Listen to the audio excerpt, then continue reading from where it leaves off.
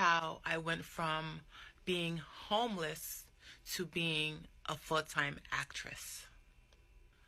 When I was about, I want to say 15 or 16, I realized that I was molested when I was very young for many years, and I told my mother that I was molested.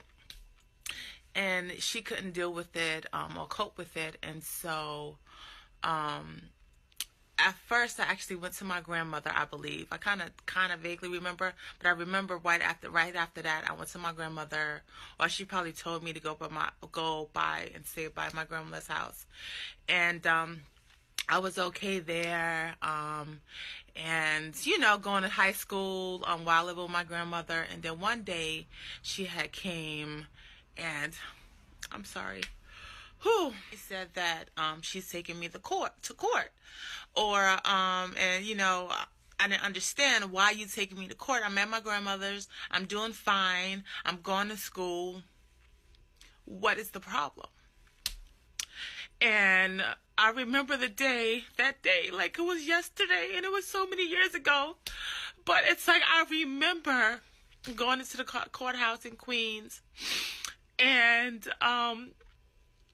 at the time I didn't know what that means, but she decided to give me over to the government to file a PENS against me. That's what I don't know what it means right now, or if it even exists right now in 2018. But I know at the time, PENS meant to to give your child over to the government, just because they could be perfectly fine in the home, but if you as a parent decide that you want to give up your parental rights, you can do so.